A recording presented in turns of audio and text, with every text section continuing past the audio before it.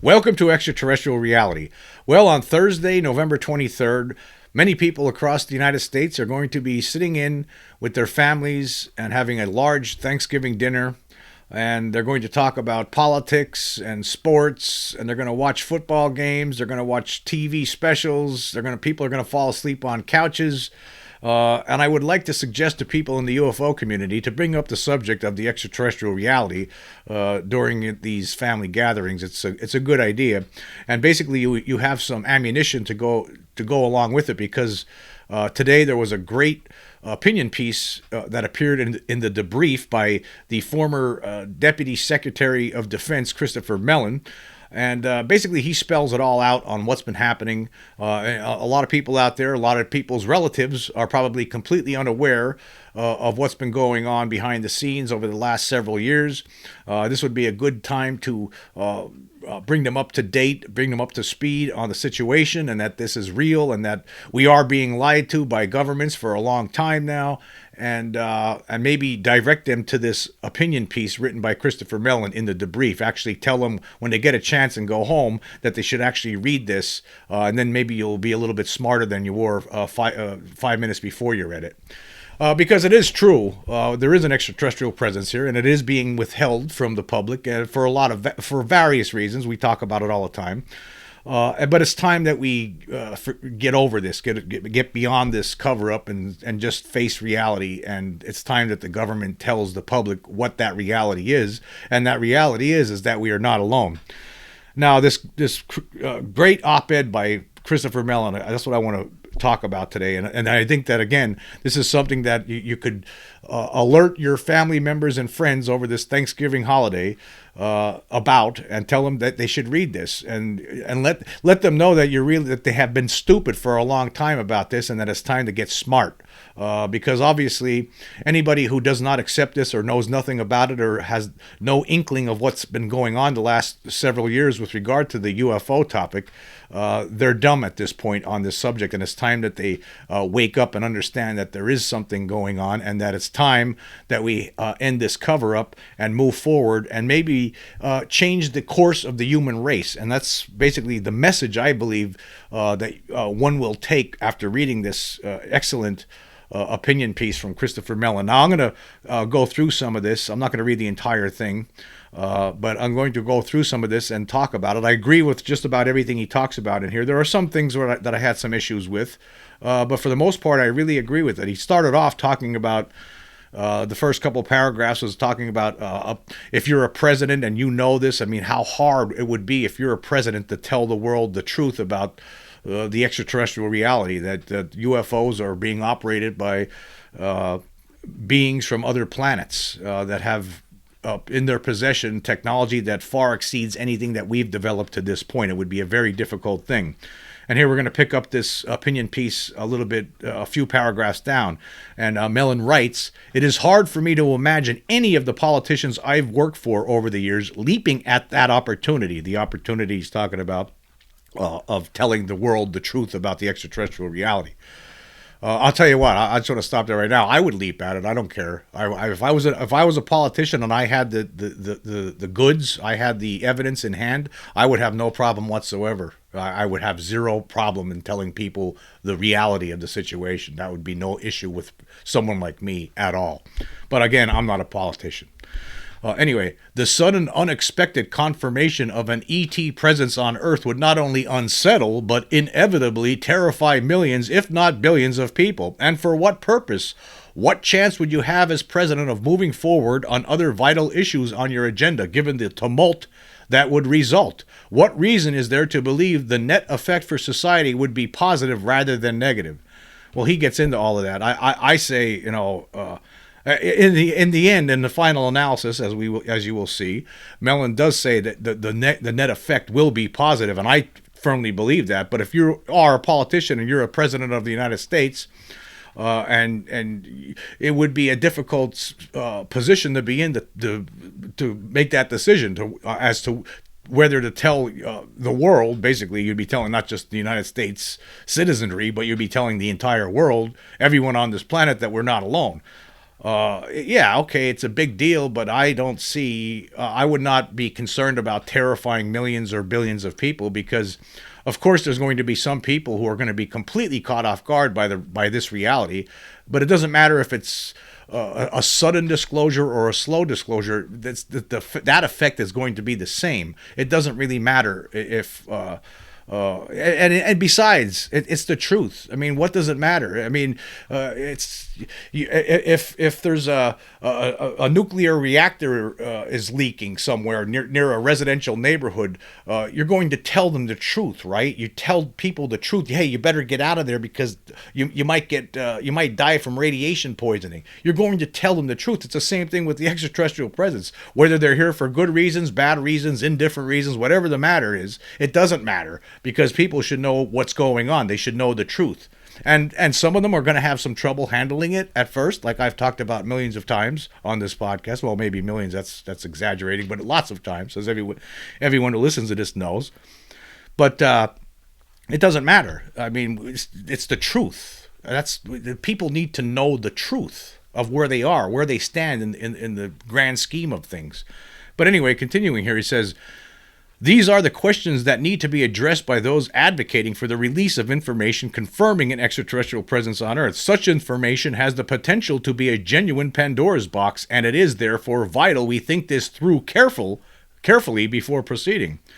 This is a pressing issue as various committees and members of Congress are seeking to determine whether the United States government has incontrovertible proof of an extraterrestrial presence on Earth. Such a revelation would undoubtedly be the most shocking, profound, and transformative discovery in human history.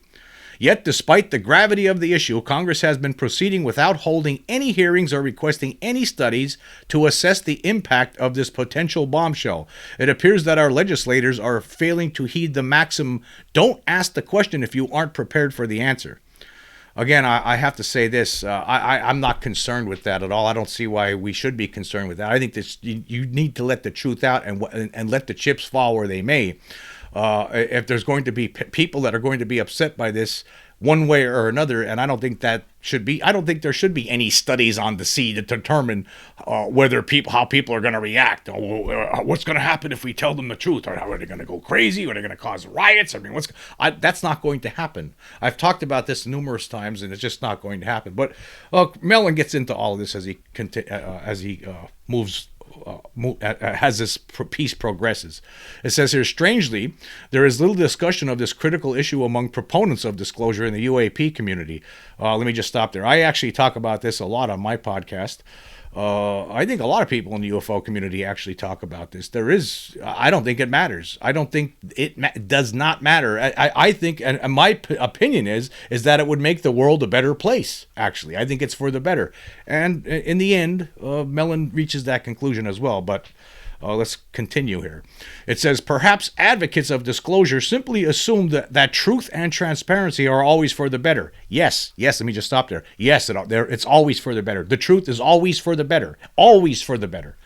Although I applaud the sentiment, the issue is not so simple for government officials bearing the weighty responsibility of governing. I therefore thought I would offer some thoughts from the standpoint of a former national security official because national security concerns are inescapably central to this discussion. Well, again, I don't care what these politicians think or what.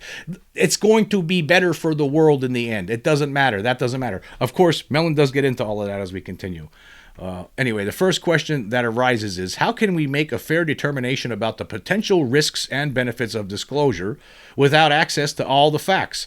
Suppose the U.S. government recovered extraterrestrial technology decades ago. In that case, there has inevitably been some progress in assessing it and hopefully some insights gleaned regarding the nature and intent of its designers.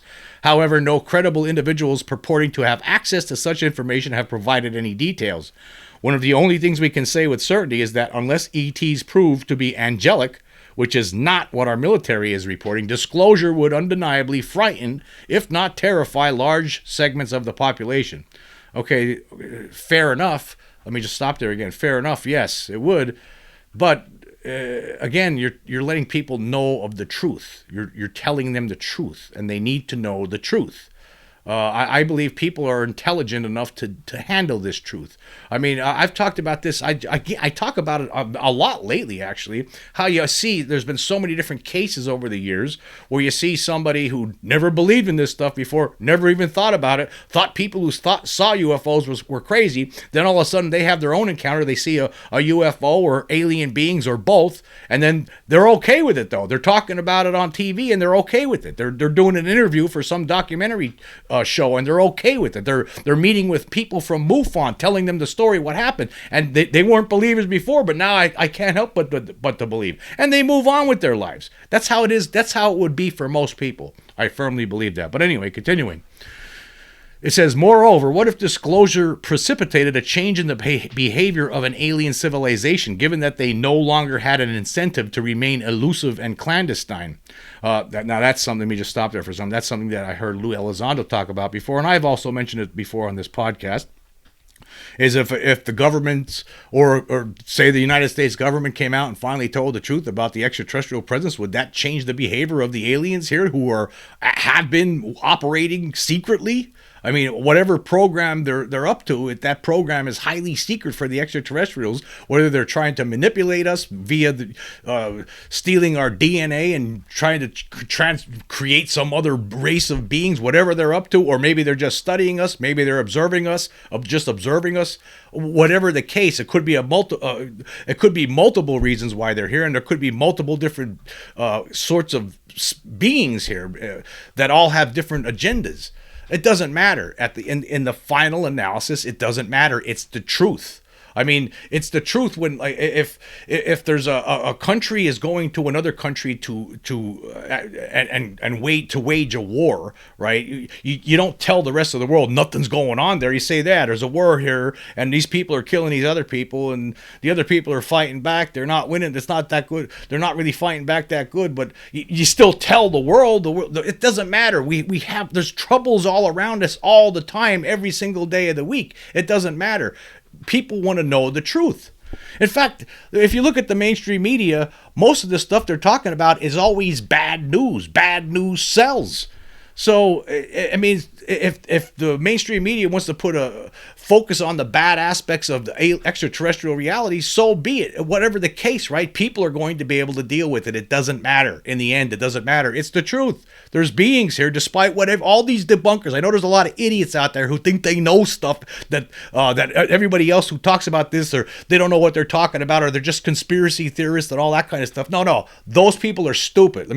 I'm going to make that clear right now. People who don't accept this, right? People who actually somewhat study this and pay attention to it, but yet try to debunk it at the same time. Those people are dumb. They're deniers. They're like flat earthers. They're really stupid. Don't listen to those people because they're not telling you the truth. They're not being truthful. They're being disingenuous.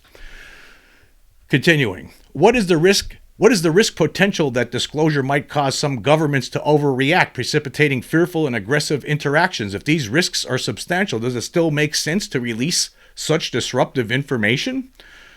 Okay, I don't think that's going to be something that happens. I don't think that's what Mellon thinks is going to happen either. And he explains that as we go forward here.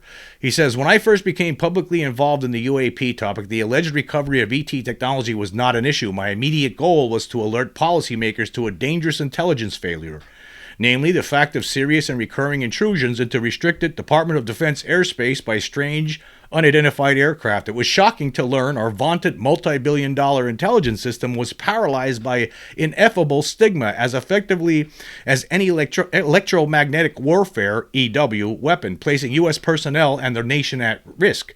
This situation reminded me of both Pearl Harbor, where vital warning information was not forwarded up the chain of command, as well as 9/11, when intelligence agencies failed to share vital information that could have saved the lives of thousands of innocent civilians. Having survived the attack on the Pentagon myself, this was not a purely theoretical consideration. Additionally, I was also hoping to generate enough congressional pressure to compel the DoD and the intelligence community to use their vast capabilities to study UAP. Knowing our technical intelligence systems well, I was tantalized by the prospect of what we might learn if these sometimes mind-boggling capabilities were brought to bear on the UAP mystery. Therefore, it was also an opportunity to potentially solve this fascinating and profound mystery. At the time, the ET issue was present but remained unspoken for good reason. If we had approached the Congress with an explicit focus on aliens, we would have quickly been shown the exit. Many legislators were privately curious about UAP, but we needed to focus on the national security angle to provide a politically viable justification for engaging on the UAP issue. Nevertheless, as time passed and new information became available, congressional interest expanded to include credible allegations of recovered extraterrestrial materials. See, because of the stigma, I was going to stop there for a second. Because of the stigma, when Mellon was first getting involved in this, he's pointing out that they just wanted to talk about the UFOs themselves to Congress because you start talking about aliens and stuff, then people think you're crazy. That you'll be shown the door, as he said. But now that conversation has been moving toward this extraterrestrial reality acceptance. That's what it is, because that's what it is. What else could it have been all these years? That's what it is. I confess I was partly responsible for this change of emphasis because I brought physicist Eric Davis to Capitol Hill to meet with Oversight Committee staff in October of 2019. This was, to my knowledge, the first time a Congressional Oversight Committee had been provided credible information on the issue of allegedly recovered non-human technology from an individual with knowledge of such operations. Later, I played a role in helping bring other witnesses forward, including whistleblower David Grush. In doing so, I was forced to wrestle with the same simple but critical question that guides everyone in the national security community. What is in the nation's best interests? Eventually, members of Congress began to realize that the alleged recovery of off-world materials was a serious issue. Consequently, they enacted a provision requiring the All-Domain Anomaly Resolution Office, or AARO, which reports jointly to the Deputy Secretary of Defense and the Deputy Director of National Intelligence to investigate this sensational allegation. Congress understandably did so without deciding in advance whether to make the report's findings public, although it is true that some key members of Congress, such as Senator Kirsten Gillibrand and Representative Tim Burchett, have expressed support for releasing the facts, whatever they prove to be. Yes, there are people, a bipartisan group most certainly, that wants the facts out to the public one way or another, and they're not concerned. They want to get that. They believe the people should know the truth, and you have people on both sides of the aisle who are pushing for this. Anyway, continuing. However, it is not clear how many of their colleagues agree. It is also conceivable their views might change if confronted by disturbing revelations in the event such allegations prove to be true.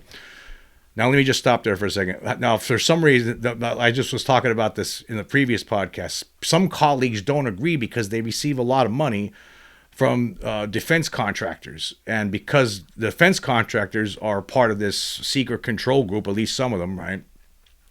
Because of this, then that's why some of them don't agree. Money, that's basically legal bribery in this country. It's allowed. The Supreme Court has allowed legal bribery. And so that's why people like Mike Turner or Mike Rogers, representatives in the House, that's why they're against this kind of stuff, because they're told what to do. See, what happens is, for a lot of people who don't understand how politics works and where these politicians come from, what happens is these politicians are given lots of money by certain special interest groups, right? And they spend all this money on ads and the television ads, and then they get elected because everyone thinks that's the only person really running. Really, there's a couple other candidates out there too that don't have a lot of money. But it's always the moneyed candidates that really get elected, depending on doesn't matter what side of the aisle you're on.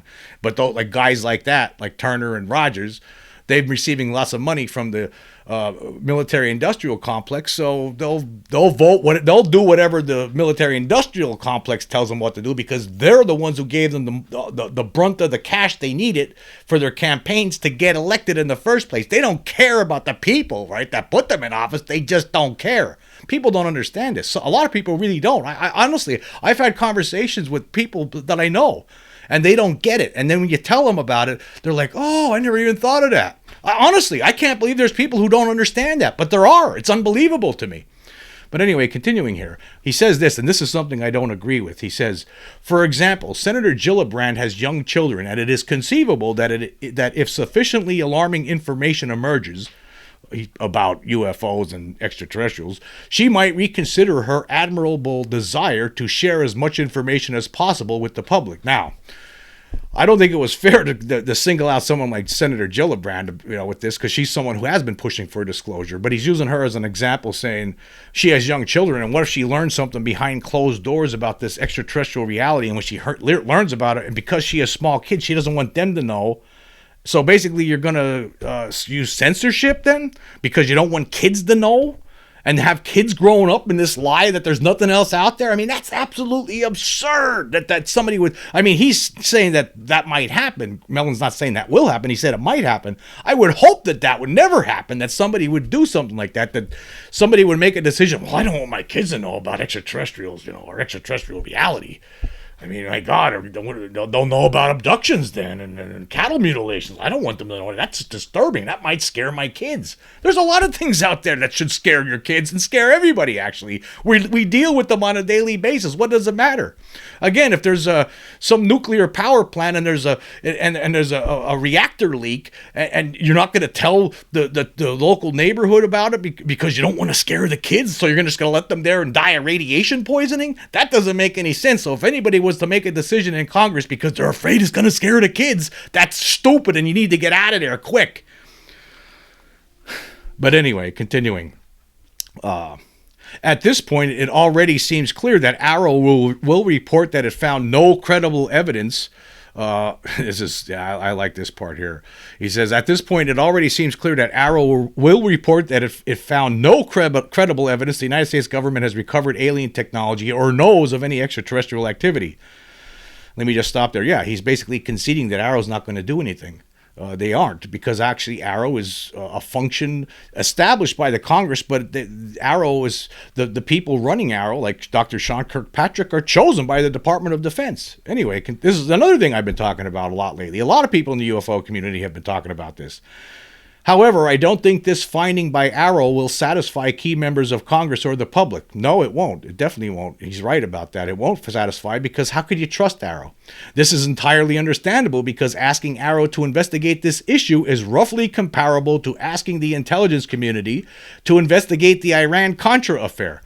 Right. Let me just stop there for a second. Exactly. This is what we've been talking about. It's like having the crooks pick their own representative to investigate them. You can't do that. It doesn't make any sense. They're going to pick one of their own, and that one of their own is going to tell you the same thing that the people who put them in place is telling you.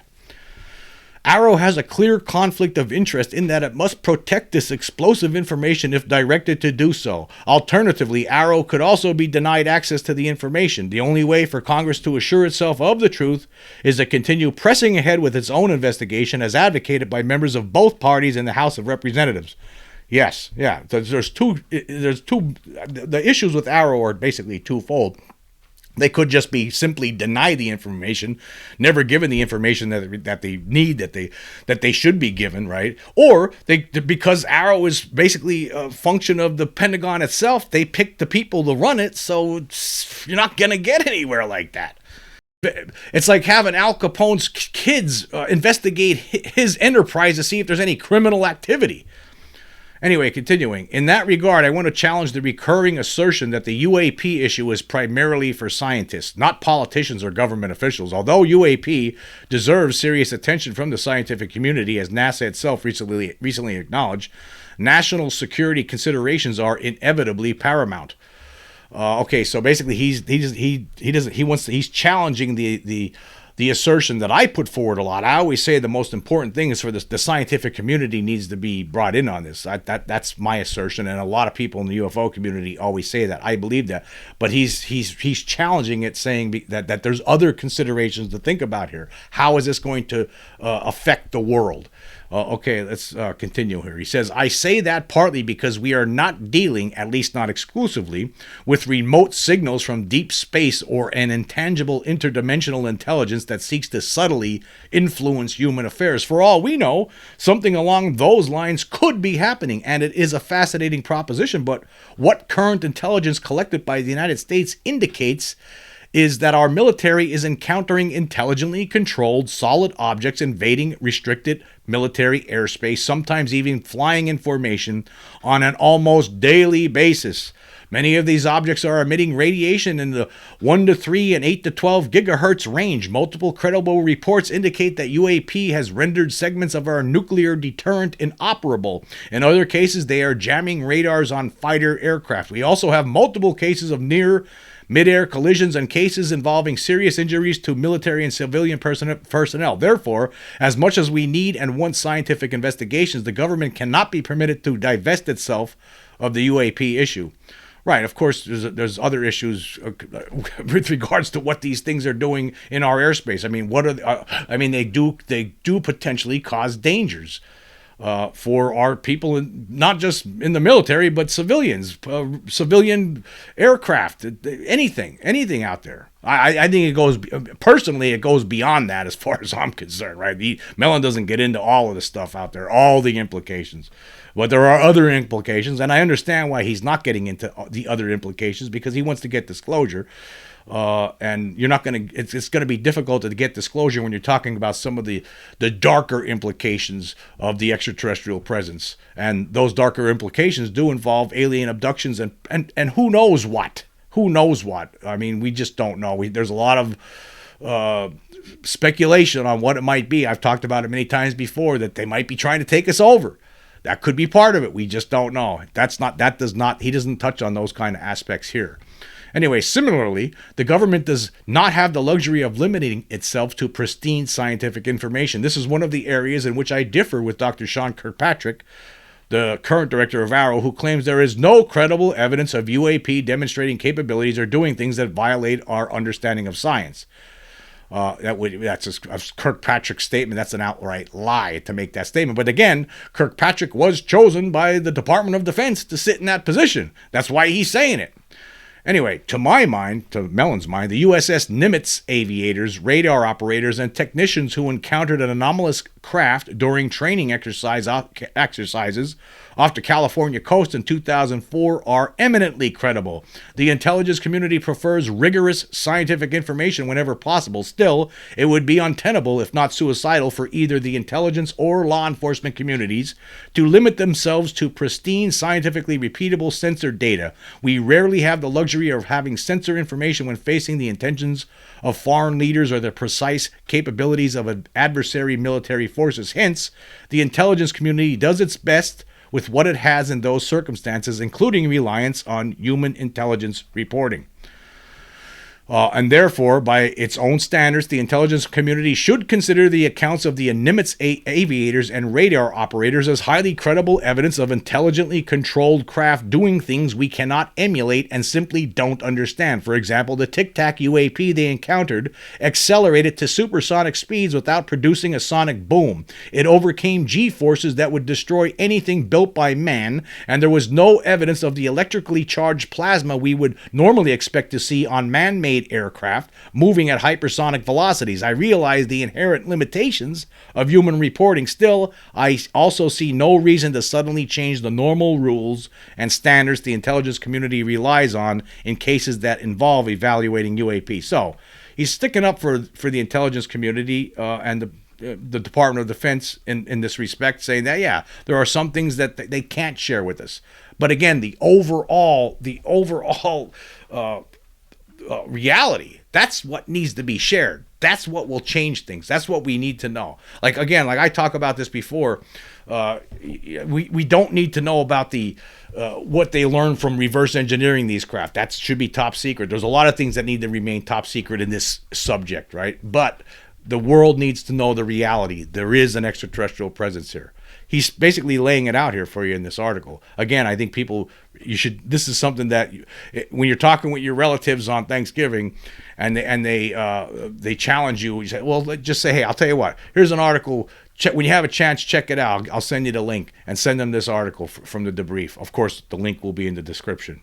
Anyway, continuing here, he says, I'm raising these issues to provide a reminder that the paramount question about UAP, both for government policymakers and the public, will undoubtedly be whether UAP poses an existential threat. I'm thrilled to be supporting investigations of UAP signatures, propulsion systems, metamaterials, and UAP effects on humans, but national security rather than science will be at the forefront in the minds of government officials assessing the potential costs and benefits of disclosure. In sum, we can't dodge the national security issue when making the case for disclosure. We must address it head on. Admittedly, nothing as potentially ontologically shocking as UAP disclosure has probably ever occurred. Certainly not in modern times. However, there are still some interesting historical precedents we can examine.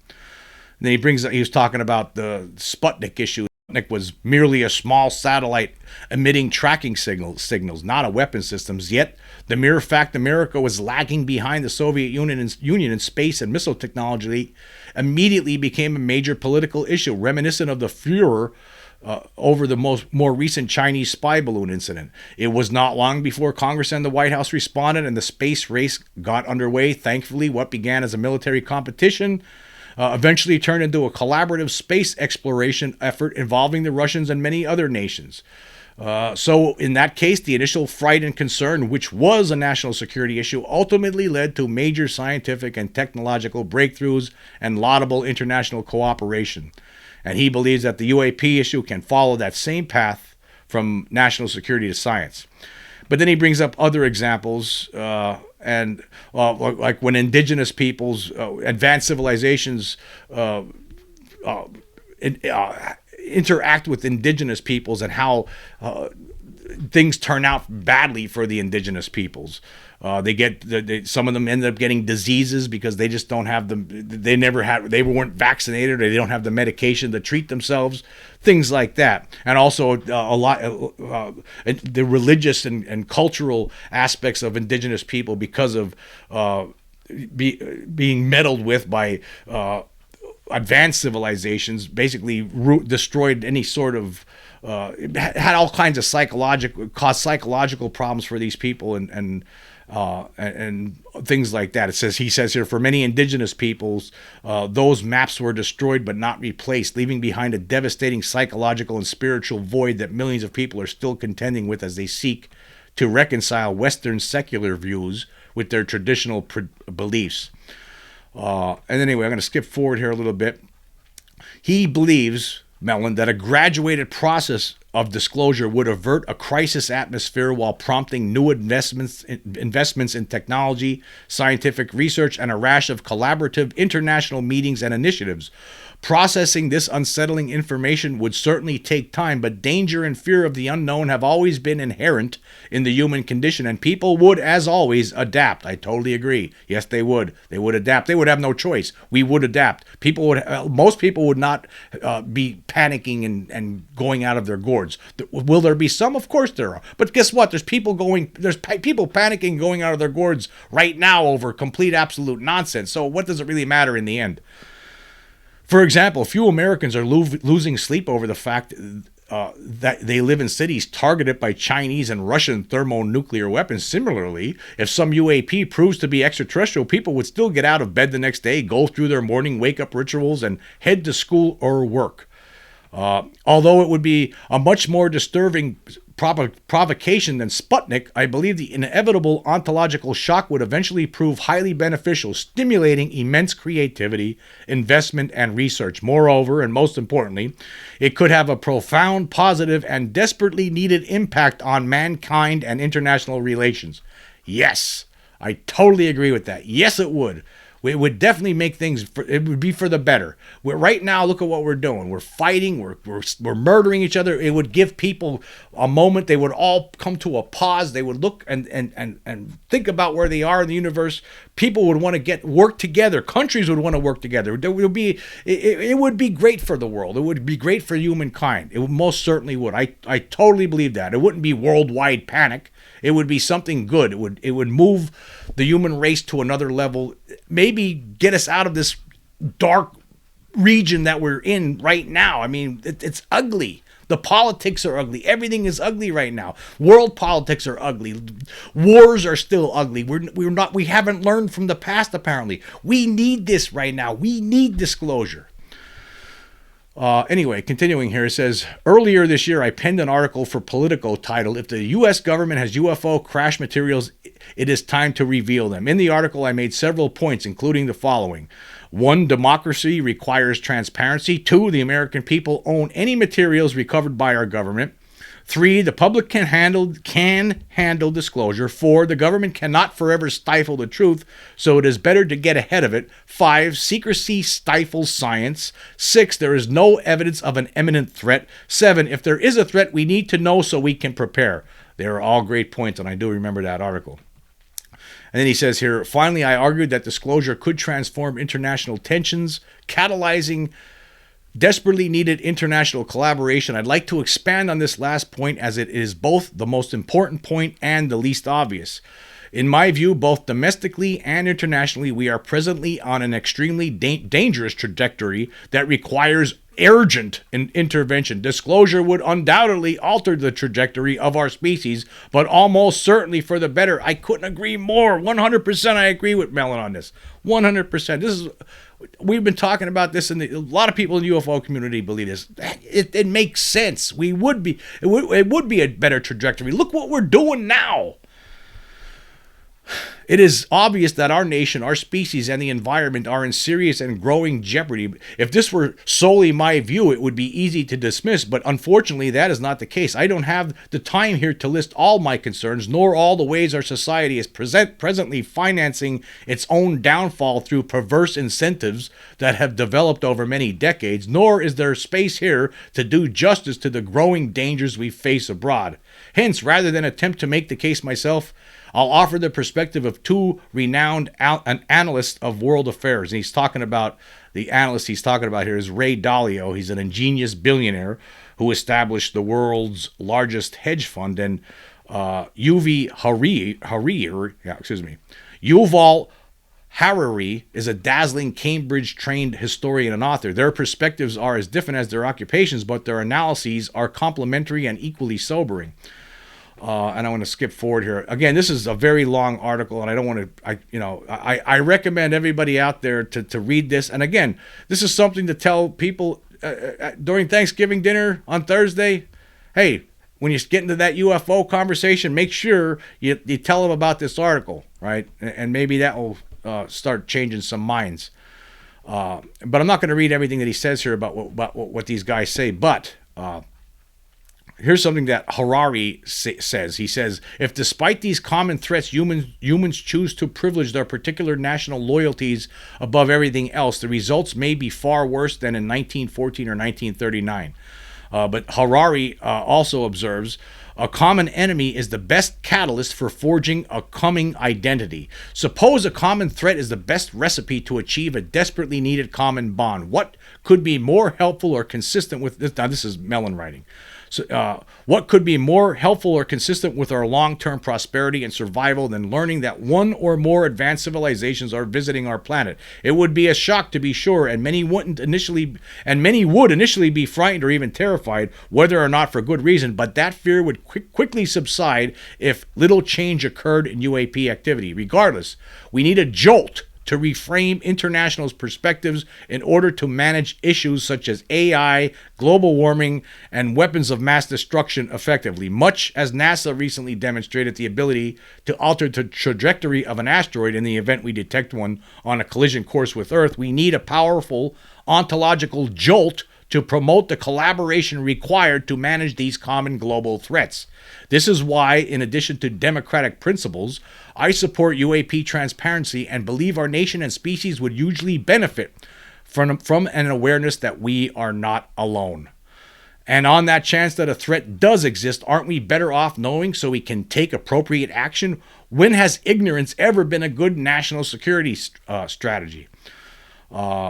And then he writes here, in conclusion, I'd like to cite a third figure quite different either from Mr. Dalio or Dr. Hariri. I'm having problems pronouncing this name.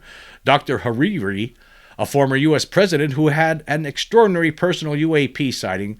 And he's talking about Ronald Reagan here, who made the comment that in our obsession with antagonisms of the moment, we often forget how much unites all the members of humanity. Perhaps we need some outside universal threat to make us recognize this common bond. I occasionally think how quickly our differences worldwide would vanish if we were facing an alien threat from outside this world. And yet I ask you, is not an alien force already among us? What could be more alien to the universal aspirations of our people than war and the threat of war?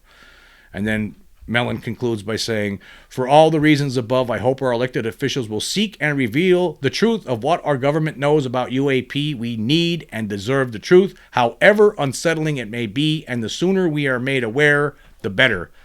Again, this is a great article. There's a lot more to it. I didn't read the entire thing because it is very lengthy. And again, I think everyone should read this. And I think people should let their relatives know about it over the weekend here, over the Thanksgiving holiday. UFOs should be a topic. It's time. We need to. It would be better for this disclosure. Would be better for mankind. There's just no question in my mind about that. Whatever we're doing right now ain't working. It's ugly. It's bad. It stinks. It sucks. I mean, I turn the news on today. I see bad things happening today and the day before Thanksgiving. I'm out shopping and I'm listening to the radio, and what I hear, ugly things, bad stuff all the time. We need change. The human race needs to change its direction. I actually really firmly believe that disclosing the truth about this extraterrestrial presence would give us pause, would have us all, wait, we got to think about this. A lot of people would open their eyes and realize what this is bigger than we ever could have imagined. We need to straighten ourselves out. We need to figure out what's going on here. We need to all work together and understand this. Is it a threat? Maybe it's not a threat, but maybe it is. Whatever the case, but it would bring us together. It would bring the world together. Disclosure would bring the world together. And this article from Christopher Mellon was absolutely fantastic. And I recommend people in the UFO community to share this article that he wrote with everyone in your family and all your friends. Anyway, I want to say thank you all for joining me. Until next time.